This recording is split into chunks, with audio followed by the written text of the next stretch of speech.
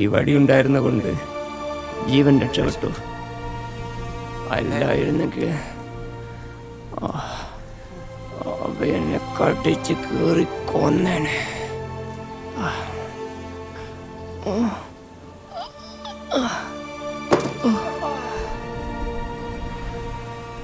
അല്ലായിരുന്നേ അവ എന്നെ കടിച്ച് കീറി തിന്നേനെ.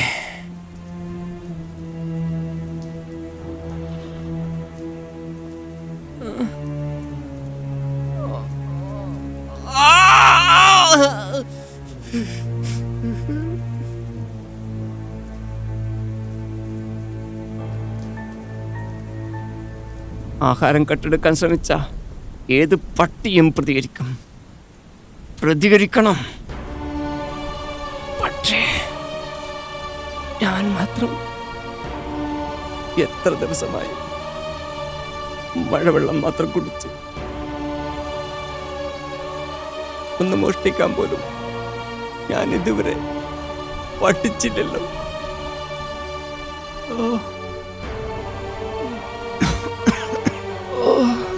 തണുക്കുന്നു. എന്തൊരു വിശപ്പ്.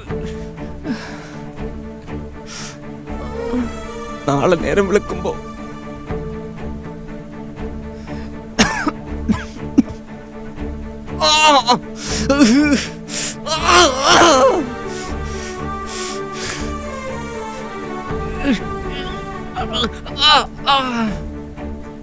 നാളെ നേരം വിളിക്കുമ്പോ ഒരു അനാഥ ശവമായി ഞാനിവിടെ കിടക്കും. തണുത്തു മരവിച്ച് കിടക്കും. ആരും എന്നെ തിരിച്ചറിയില്ല. ഒരജ്ഞാത മൃതശരീരം എത്ര മനോഹരമായിരിക്കും. അജ്ഞാത മൃതശരീരം കൊള്ളാം. ഒരു പോരാളിക്ക് പറ്റിയ പേരാ അജ്ഞാത മൃതശരീരം. ഞാനിവിടെ വീണു പോവുകയാണോ? ഈ ദുർബലദേഹം ഇവിടെ കിടന്ന് അവസാനിക്കുകയാണോ?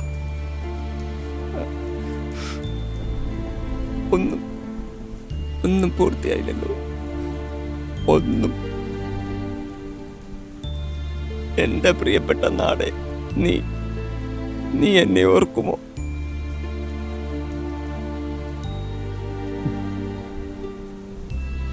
എത്ര ഇൻക്ലൂസീവായിരുന്നു എൻ്റെ രാജ്യം. പക്ഷേ എത്ര എക്സ്ക്ലൂസീവാണിപ്പോ.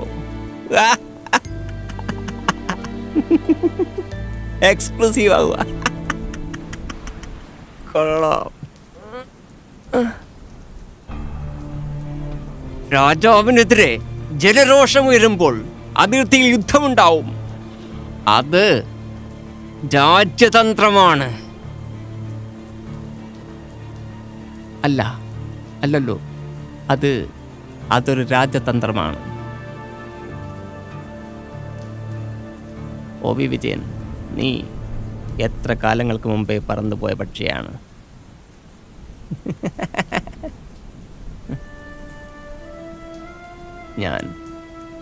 ഞാനിവിടെ അവസാനിക്കുകയാണോ? ആരുടെ കൈകളിലേക്കാണ് ഞാൻ എൻ്റെ തീപ്പന്തമൊന്ന് കൈമാറുക? ആരാണ് എന്നെ പിന്തുടർന്നു വരിക?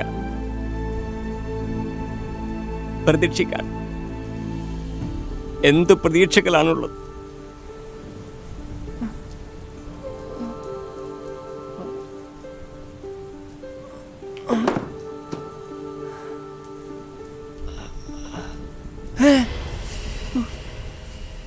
എന്താ ഇവിടെ എഴുതി വച്ചിരിക്കുന്നത്?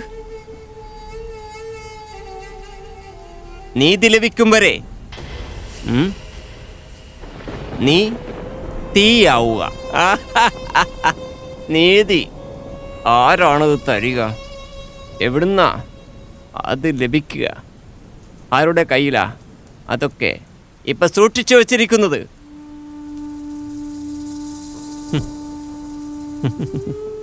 അവസാനിക്കേണ്ടതാണെങ്കിൽ ഇവിടെ അവസാനിക്കണം. അത് എവിടെയായാലെന്ത്. പക്ഷേ ഒരവസാനവും അവസാനമല്ല, തുടക്കമാണ് മറ്റു പലതിൻ്റെയും. അങ്ങനെയെങ്കിൽ ഞാനിവിടെ അവസാനിക്കാൻ തയ്യാറാണ്.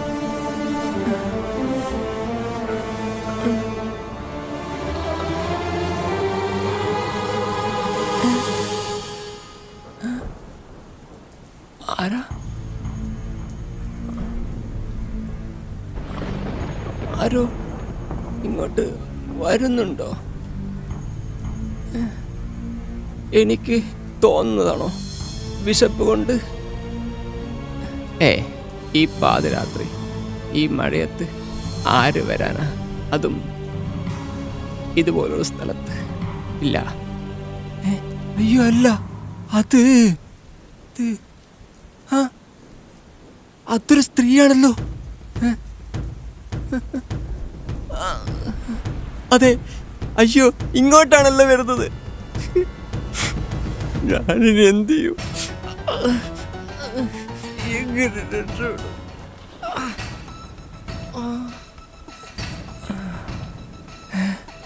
അയ്യോ അവളിങ്ങോട്ടാണല്ലോ വരുന്നത്.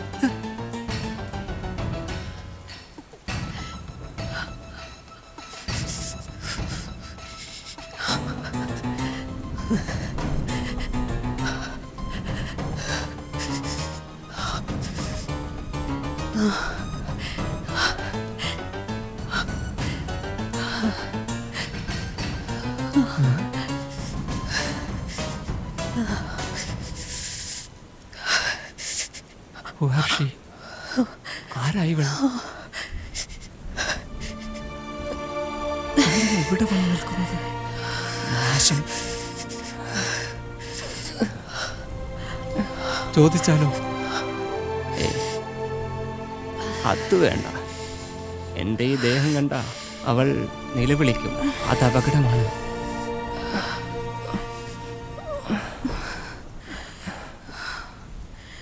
ഒറ്റ കയ്യനായിപ്പോയി.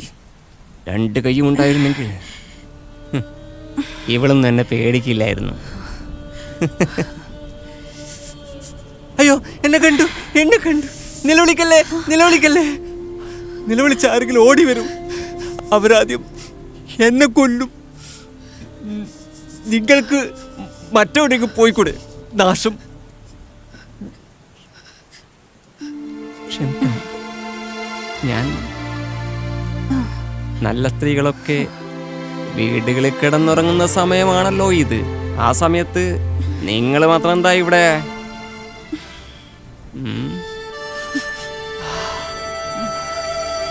നിങ്ങൾക്ക് വീടില്ലേ? ഉണ്ട്. ഉണ്ടാ? ഉണ്ട്. എന്നിട്ടെന്താ ഇവിടെ?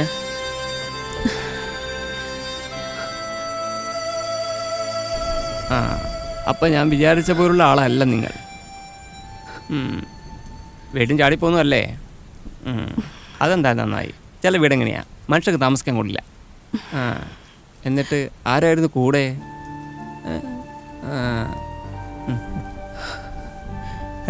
എന്നാലേ ഇനി ഇവിടെ എന്നിട്ട് കാര്യമൊന്നുമില്ല. വീട്ടിലേക്ക് തന്നെ മടങ്ങുന്നതാണ് നല്ലത്. ഒരു വീടല്ലേ, ചാടിപ്പോ ആലോചിക്കണമായിരുന്നു. ഇവിടെ അവരുടെ ശല്യമുള്ള സ്ഥലമാണ്. എനിക്ക് വീട്ടിൽ പോകണ്ട. എന്ത്? വീട്ടിൽ പോകണ്ടേ? അത് കൊള്ളാലോ. അപ്പം ഞാൻ വിചാരിക്കുന്ന പോലുള്ള ആളല്ല നിങ്ങൾ. തുണിഞ്ഞിറങ്ങിയിരിക്കുകയാണല്ലേ? അതെ, അത് മനസ്സിലായി. അല്ല പിന്നെ എവിടെയാ പോകേണ്ടത്? ആരുടെ കൂടെയാ പോകേണ്ടത്? എന്താ തൻ്റെ കൂടെ പോരട്ടെ? എന്റെ കൂടെയോ?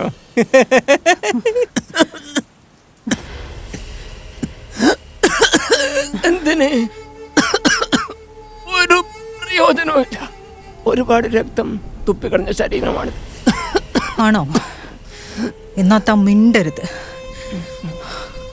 പക്ഷേ നിങ്ങൾ ഇവിടെ ഇങ്ങനെ നിൽക്കരുത്. അതെന്താ? ഇത് തൻ്റെ സ്ഥലമാണോ? അല്ല, അങ്ങനെ ഞാൻ പറഞ്ഞിട്ടില്ല. നിങ്ങളിവിടെ നിൽക്കരുത് എന്ന് മാത്രമേ പറഞ്ഞിട്ടുള്ളൂ. നിങ്ങൾ ആരാണെന്നോ എന്തിനാ ഇവിടെ ഇങ്ങനെ വന്ന് നിൽക്കുന്നെന്നോ എനിക്കറിയില്ല. ദയവേദി ഞാൻ പറഞ്ഞ് കേൾക്കൂ. നിങ്ങൾ മറ്റെവിടെയെങ്കിലും പോകൂ. എനിക്ക് സൗകര്യമില്ലെങ്കിലോ? സൗകര്യമില്ലെങ്കിലോ? അപ്പോൾ ഞാൻ പറഞ്ഞത് നിങ്ങൾക്ക് മനസ്സിലായില്ല എന്ന് തോന്നുന്നു. ഇത് തെരുവാണ്, നഗരം. അരുതാത്ത ഒരുപാട് കാഴ്ചകൾ കണ്ടുപോയ കണ്ണുകളാണ് എൻ്റെത്. ഈ ചുമരുകൾ കണ്ടോ? എനിക്ക് ചുമരിനെയും പേടിയില്ല, ഈ ഇരുട്ടിനെയും പേടിയില്ല, തന്നെയും പേടിയില്ല. എന്നെ ആരും പേടിക്കാറില്ല. എന്തിന് പേടിക്കണം? ഒറ്റക്കൈയും ഒറ്റക്കാലും തളർന്ന ദേഹവും ജടകെട്ടിയ രൂപവും ഇതിനെ ആര് പേടിക്കും? എന്തിനു പേടിക്കും? പക്ഷേ നിങ്ങൾ, ഞാൻ പറയുന്നത് കേൾക്കൂ. ദയവ് ചെയ്ത് എൻ്റെ കൺമുന്നിൽ നിന്ന് എങ്ങോട്ടെങ്കിലും പോവും. എനിക്ക് പേടിയാവുന്നു. തനിക്ക് പേടിക്കാൻ മാത്രമേ അറിയുള്ളൂ. ഈ പാതിരാത്രിയിൽ ഒറ്റയ്ക്ക് ഒരു പെണ്ണിനെ കൺമുന്നിൽ കിട്ടിയിട്ട് സൂക്ഷിക്കാൻ പോലും അറിയില്ലെന്ന്.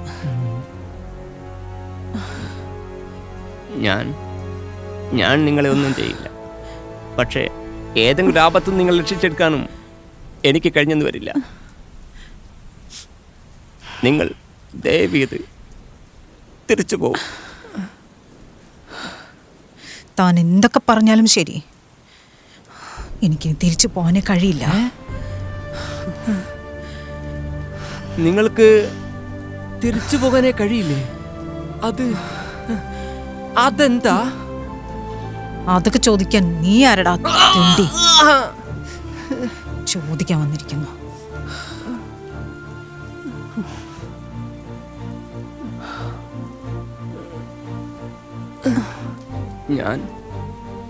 ഞാൻ ആരുമല്ല.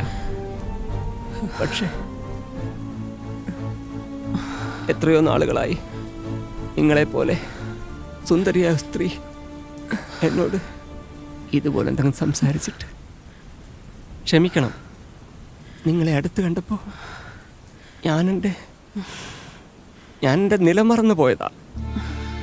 അല്ലെങ്കിലും നിങ്ങളെപ്പോലെ സുന്ദരിയായ സ്ത്രീക്ക് എന്നെപ്പോലെ ഒരു തെരുവുതണ്ടിയോട് അതൊക്കെ പറയേണ്ട വല്ല കാര്യമുണ്ടോ? അല്ലേ? ഞാൻ പറയും.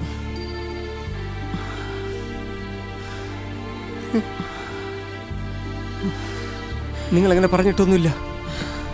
എനിക്ക് തോന്നുന്നതാ. വെറുതെ വിശപ്പ്, ഒരിക്കലും ശമിക്കാത്ത കത്തിക്കാളുന്ന വിശപ്പ്.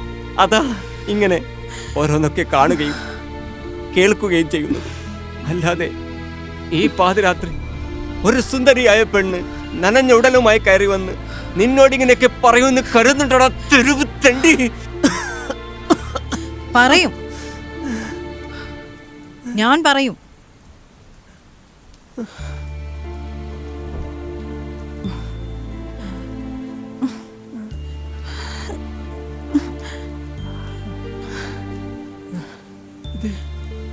ഇത് വിശപ്പിന്റെ വിളിയല്ല. നിങ്ങൾ സത്യമായും പറഞ്ഞതാണ്. അങ്ങനെ ഞാൻ വിശ്വസിച്ചോട്ടെ. എങ്കിൽ വേഗം പറയൂ. നാളെ നേരം വിളിക്കുമ്പോ എന്റെ ശരീരത്തെ ജീവൻ ബാക്കി ഉണ്ടാവും തോന്നുന്നില്ല. ഈ കറുത്ത വിശപ്പെന്നെ കൊണ്ടുപോകും. നിങ്ങളെ ആരും കണ്ടപ്പോ ഏതൊരാണിനും ഉണ്ടാകാവുന്ന വിശപ്പ് എനിക്കുമുണ്ടായിരുന്നു. പക്ഷേ ഇപ്പോൾ നിങ്ങളെ ഞാൻ കേൾക്കാം. അന്നന്റെ വാക്കുകൾ സംഗീതം പോലെ ആസ്വദിക്കുന്നൊരു നാളേക്ക് വേണ്ടി അല്ലല്ലോ, ഒരു ഇന്നിനു വേണ്ടി നിങ്ങളെ ഞാൻ കേൾക്കാം.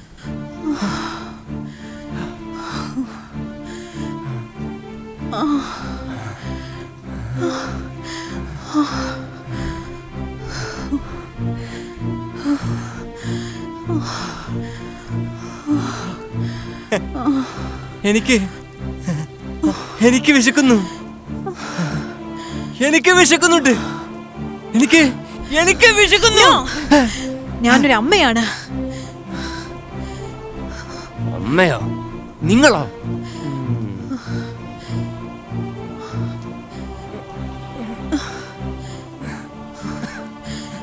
നിങ്ങളൊരു അമ്മയാണെന്നോ? അതെ, ഇന്നലെ മുതൽ ഞാനൊരു അമ്മയാണ്. കള്ളി.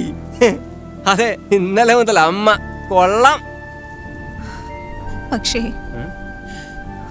എന്റെ കുഞ്ഞിന്റെ മുഖം ഒന്ന് കാണാൻ എനിക്ക് ഇതുവരെ കഴിഞ്ഞിട്ടില്ല.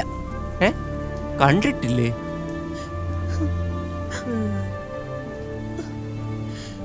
എന്റെ കുഞ്ഞ് ഉദരത്തിൽ വളരുന്ന നിമിഷം മുതൽ ഞാൻ കാത്തിരിക്കുകയായിരുന്നു കുഞ്ഞിന്റെ മുഖം ഒന്ന് കാണാൻ.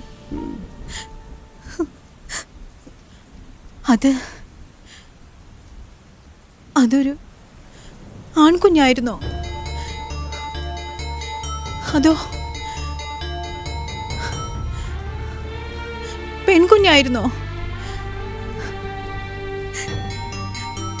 അതോ ഇതൊന്നുമായിരുന്നില്ലേ?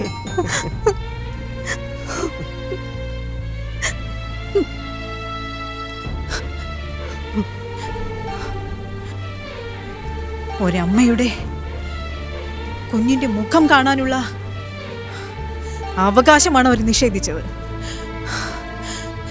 അവർ ആരാ നിങ്ങളെ കുഞ്ഞിനെ മോഷ്ടിച്ചത്? അതൊരു മോഷണം മാത്രമല്ല, പിന്നെ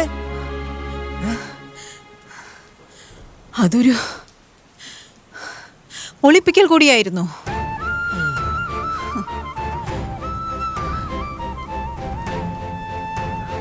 ആരാ, എന്തിനാ അവർ നിങ്ങളെ കുഞ്ഞിനെ ഒളിപ്പിച്ചത്? അതെനിക്കും അറിയില്ല. പക്ഷേ ഒന്നെനിക്കറിയാം, എന്റെ കുഞ്ഞിനെ മോഷ്ടിച്ചതുപോലെ എന്റെ മാതൃത്വത്തെ മോഷ്ടിക്കാൻ അവർക്ക് കഴിയില്ല. എന്റെ കുഞ്ഞിനെ ഒളിപ്പിച്ചതുപോലെ എന്റെ മാതൃത്വത്തെ ഒളിപ്പിക്കാൻ എനിക്ക് കഴിയുന്നില്ല.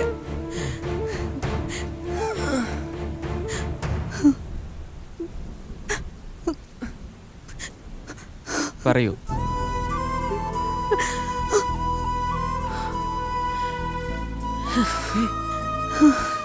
നിങ്ങളൊന്ന് എന്റെ മാറിടത്തിലേക്ക് നോക്കൂ. എനിക്ക് നോക്കാൻ കഴിയുന്നില്ലല്ലോ. സുന്ദരിയായ ഈ സ്ത്രീയുടെ അല്ല, ഈ അമ്മയുടെ മാറിടത്തിലേക്ക് ഞാൻ എങ്ങനെയാ നോക്കേണ്ടത്? എനിക്കിതിന് കഴിയുന്നില്ലല്ലോ. എനിക്ക് മുളിയൂട്ടണം. ഒരു നൊന്തു പെറ്റ അമ്മയുടെ അവകാശമല്ലേ അത്? അതല്ലേ എനിക്ക് നിഷേധിക്കപ്പെട്ടത്? നിറഗർഭിണിയായ പെണ്ണിനോട് നീ ഇനി പ്രസവിക്കണ്ട എന്ന് പറയും പോലെ അല്ലേ? അതെ, എന്റെ കുഞ്ഞിനെ മുളിയൂട്ടാതെ എനിക്കെങ്ങനെ സുഖമായിട്ട് എന്റെ വീട്ടിൽ കിടന്നുറങ്ങാൻ കഴിയും? എനിക്ക് മനസ്സിലാവുന്നുണ്ട്. ഇല്ല, മനസ്സിലാവില്ല.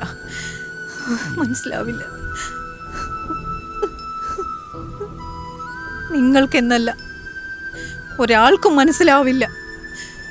നിറമാറിടവുമായി അലയുന്ന ഒരമ്മയുടെ വേദന എനിക്കല്ലാതെ മറ്റൊരാൾക്കും മനസ്സിലാവില്ല. സമ്മതിച്ചു. പക്ഷേ നിങ്ങളെ കുഞ്ഞ് ഈ മുലപ്പാലിന് വരാൻ വേണ്ടി ഇപ്പോഴും നോ, അങ്ങനെ പറയരുത്.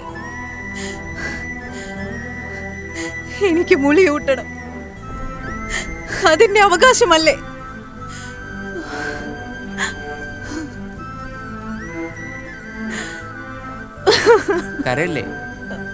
കരയല്ലേ, കരയാതിരിക്കൂ. നിങ്ങൾ കഥ പറയുന്നവളാണ്, കഥാകാരിയാണ്. അല്ല, എന്റെ ജീവിതം നിങ്ങൾക്ക് വെറും ഒരു കഥയായിരിക്കാം. പക്ഷേ എനിക്കതൊരു കഥയല്ല, എന്റെ ജീവിതമാണ്. മുലയൂട്ടാൻ കഴിയാത്ത ഒരമ്മയുടെ വേദനയാണ്. നിങ്ങൾ വിശ്വസിച്ചാലും ഇല്ലെങ്കിലും ഒരു പിഞ്ചു കുഞ്ഞിന്റെ അമ്മയാണ് ഞാൻ. എന്റെ മാതൃത്വത്തെ ഇങ്ങനെ പരിഹസിക്കല്ലേ.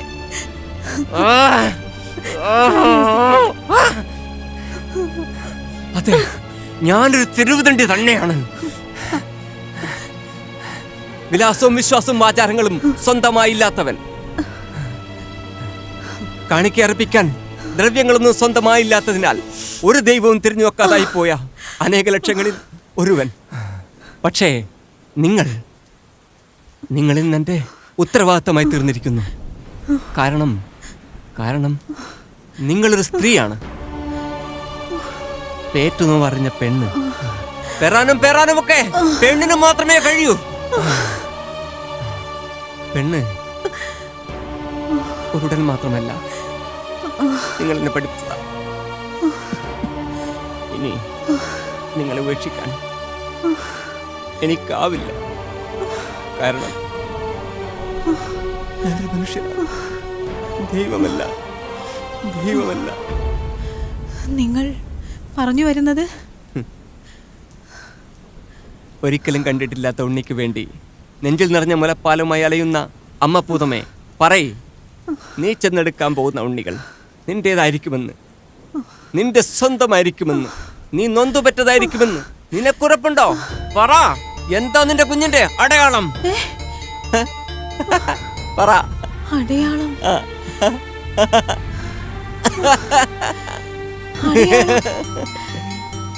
ഒന്നുമില്ല. കള്ളിയാണു നീ, വള്ളക്കത്തെ കൊടായിരുന്നു. എന്നാ പറയ്. ഉണ്ട്. പറയ്. എന്റെ കുഞ്ഞിന്റെ അടയാളം.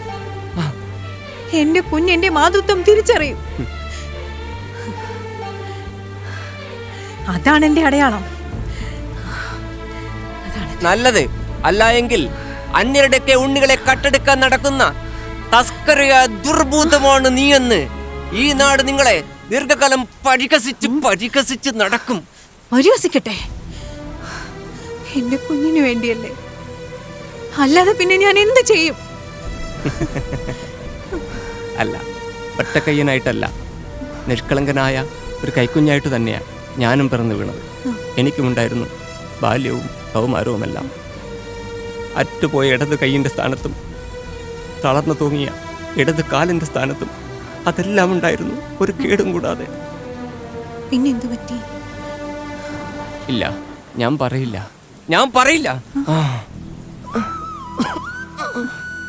കഥയില്ലാത്തവനല്ല ഞാൻ, കഥയുണ്ട്. പക്ഷേ പറയാത്ത കഥയില്ലേ ഒരുപാട് കഥയില്ലായ്മകൾ. അതാണ് എൻ്റെ ജീവിതം, അതാണ് എൻ്റെ കഥ. 100 സ്വപ്നങ്ങൾ, 100 സ്വപ്നങ്ങൾ കൊതിയിട്ടതിലെൻ്റെ ചിതയൂട്ടി തീ കൊളുത്തുമ്പോ അറിവിൻ്റെ കടലിലെ തിര വന്നു വീഴുന്നു, നിറയുന്നു. അരികെ നിഴൽ പോലെ നിൽക്കുന്ന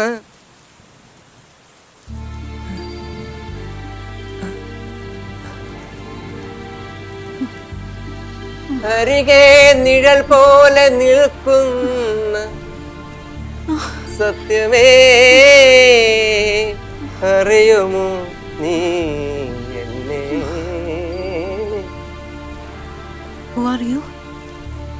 കുറച്ചു മുമ്പേ പറഞ്ഞില്ലേ, ഒരു തെരുവ് തണ്ടിയാണ്.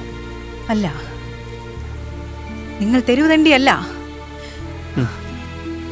ഇത് നിങ്ങൾക്കറിയാത്ത ഭാഷയാ, ഒരു തെരുവിന്റെ തത്വശാസ്ത്രം. ജീവിതം ഒരു വിലാപയാത്രയാകുന്നു. അനുഭവങ്ങൾ പൊള്ളിച്ച വ്രണശരീരവുമായി, അറുത്തെടുക്കപ്പെട്ട ഹൃദയവുമായി പുനർജനികൾ തേടിയുള്ള യാത്ര. തലതൊട്ടപ്പന്മാരോ വിശക്കുമ്പോൾ കയറി ചെല്ലാൻ ഒരു വയലോപ്പള്ളിയുടെ ഗൃഹം പോലുമോ ഇല്ലാതെ വഴിയോര പൈപ്പിൻ്റെ മുതനാളുകൾ തേടി അലഞ്ഞവൻ്റെ ഒടുങ്ങാത്ത നിലയ്ക്കാത്ത യാത്ര. ഒന്നിനും വേണ്ടിയല്ല, നമ്മൾക്കു നമ്മളായി കാവലായി തീരുക, നമ്മളായി കാത്തു പുലർത്തുക. ഇമ്മട്ടിലിങ്ങനെ വിറങ്ങലിച്ചിടാതെ പെട്ടെന്നുണരുക, നേരമായി. പെട്ടെന്നുണരു നീ, നേരമായി. അമ്മ പൂതമേ, ഞാനൊരു അഭയാർത്ഥിയാണ്. കാരുണ്യത്തിൻ്റെ ക്യൂവിലെ ഏറ്റവും പുറകിലത്തെ ഉഴക്കാരനാണ് ഞാൻ. എനിക്കറിയാം, ഞാൻ അവിടെ എത്തിച്ചേരില്ല.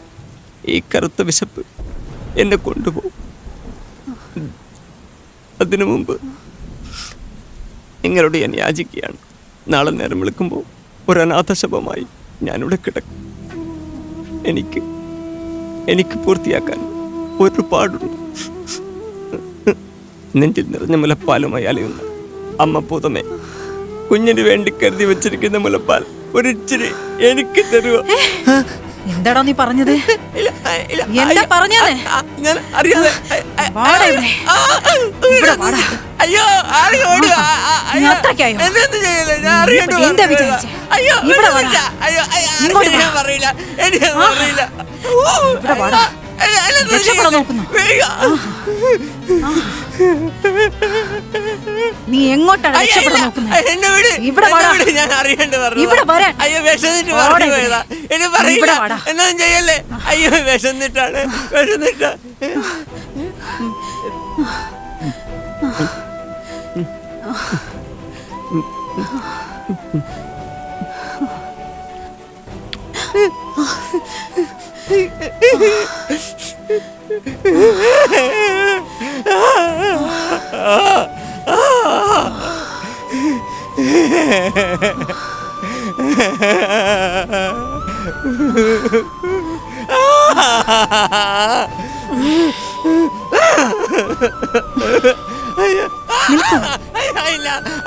ചെയ്യല്ലേ. അറിയാണ്ട് ചെയ്തു പോയാ. അയ്യോ എന്നൊന്നും ചെയ്യല്ലേ. ആരെങ്കിലും ഓടുക. അയ്യോ എന്തിനാ നീ കരയുന്നത്? എനിക്കറിയില്ല. എന്റെ മാതൃത്വം ഞാൻ നിനക്ക് സമ്മാനിച്ചതല്ലേ? മാതൃത്വം തിരിച്ചറിയാത്ത ഈ ലോകത്ത് ഞാൻ നിനക്ക് സമ്മാനമായി നൽകിയതാണ് മാതൃത്വം. ഇനി നീ കരയരുത്. എന്റെ മാതൃത്വത്തെ തിരിച്ചറിഞ്ഞ എന്റെ കുഞ്ഞാണടാ നീ. ഇനി നീ സുഖമായി ഉറങ്ങിക്കോ. ഞാൻ പോകട്ടെ.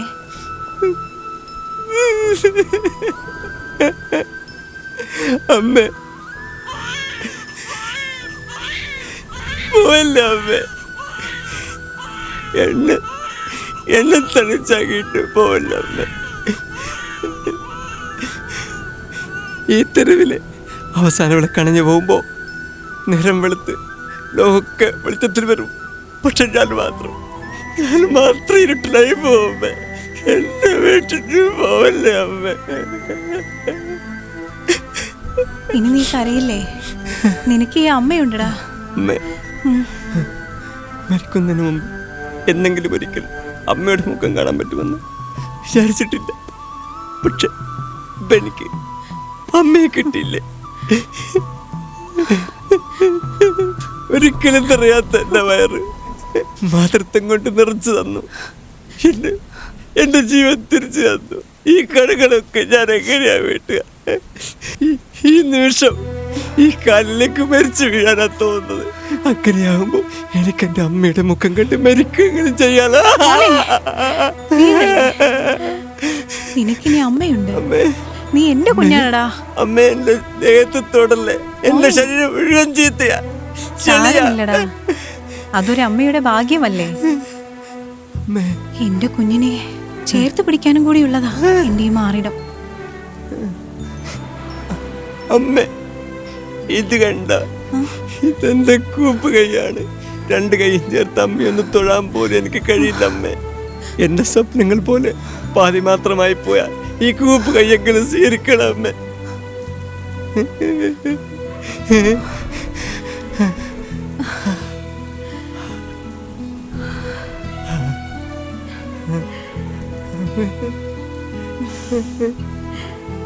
അമ്മേ,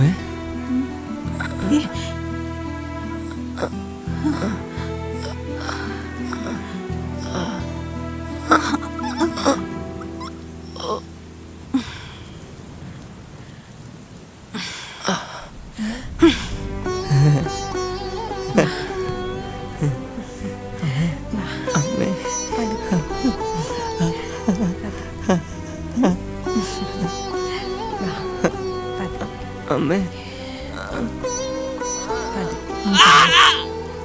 അയ്യോ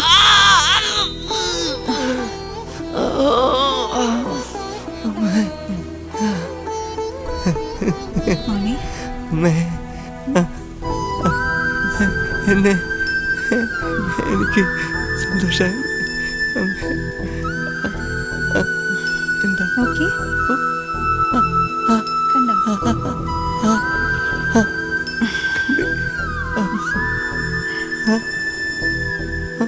കിടന്നോട്ടാ.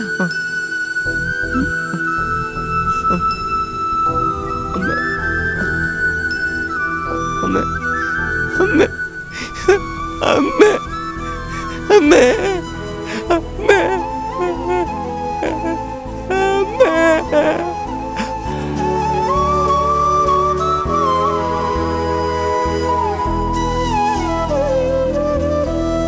നമസ്കാരം. വാർത്തകൾ തുടരുന്നു. 2 ആഴ്ചയായി മെഡിക്കൽ കോളേജ് മോർച്ചറിയിൽ സൂക്ഷിച്ചിരിക്കുന്ന അജ്ഞാതന്റെ മൃതശരീരം ഏറ്റെടുക്കാൻ ബന്ധുക്കൾ ആരും തന്നെ ഇതുവരെ എത്തിച്ചേർന്നിട്ടില്ല. 2 ആഴ്ച മുൻപ് ശുചീകരണ തൊഴിലാളികളാണ് മഴയിൽ കുതിർന്നുപോയ അജ്ഞാതന്റെ മൃതശരീരം കണ്ടെത്തുന്നത്. മൃതദേഹത്തിന്റെ ആമാശയത്തിൽ മഴവെള്ളം മാത്രമേ ഉണ്ടായിരുന്നുള്ളൂവെന്നും ദിവസങ്ങളായുള്ള പട്ടിണിയാണ് മരണകാരണമെന്നും പോസ്റ്റ്മോർട്ടം റിപ്പോർട്ടിൽ പറയുന്നു. 2 ദിവസത്തിനകം ബന്ധുക്കളാരും എത്തിച്ചേരാത്ത പക്ഷം മൃതശരീരം പൊതുശ്മശാനത്തിൽ സംസ്കരിക്കുമെന്ന് അധികൃതർ അറിയിച്ചു.